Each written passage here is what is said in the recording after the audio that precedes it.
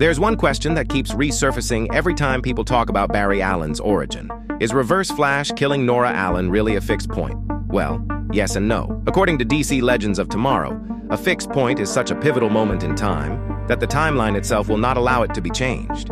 History resists. Reality pushes back.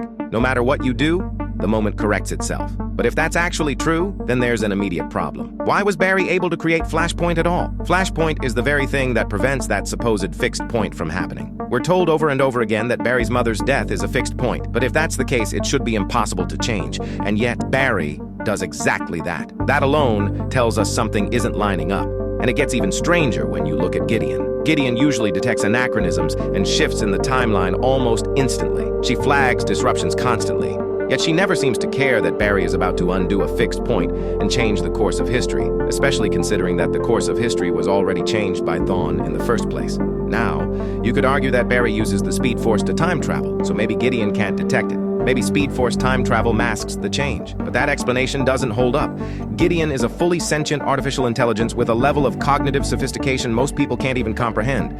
She is literally a historian of infinite timelines. She can determine what an entire timeline would look like if any single event does or doesn't happen. She can interpret and track changes across the timeline with near-perfect accuracy. And we're supposed to believe she can't detect Barry undoing a fixed point just because he's using the Speed Force? That's hard to accept, especially when you remember that her creator, the original Flash, is directly connected to the Speed Force himself. So this leads to a different conclusion. Maybe Barry's mother's death isn't as pivotal to history as it's often made out to be. And that actually makes sense, because the timeline where Nora Allen is murdered by Thawne isn't even the original timeline to begin with. Thawne already changed history by offing her. So when Barry saves his mother, it's like he isn't undoing a fixed point. He's rather undoing a disruption.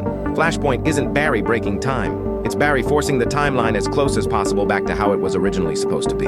From that perspective, Gideon's silence makes sense. She wouldn't treat Flashpoint as a catastrophic violation, because it isn't one. It's an attempt to restore something closer to the original timeline. But here's where things get complicated. If Flashpoint is closer to the original timeline than the one Thawne created, why doesn't Gideon acknowledge it as the better outcome? If the original timeline can't be fully restored, wouldn't Flashpoint be the preferred option? The closest possible version where Barry's mother is alive and events continue forward from there? This is where the idea of a fixer becomes important. There isn't one. And if there isn't a fixer, then this moment isn't truly being enforced as a fixed point. So maybe it isn't one. Unless someone eventually takes on that role. And that's where Season 9 Barry comes in. Things are about to get confusing, so pay attention carefully. Think about Season 2.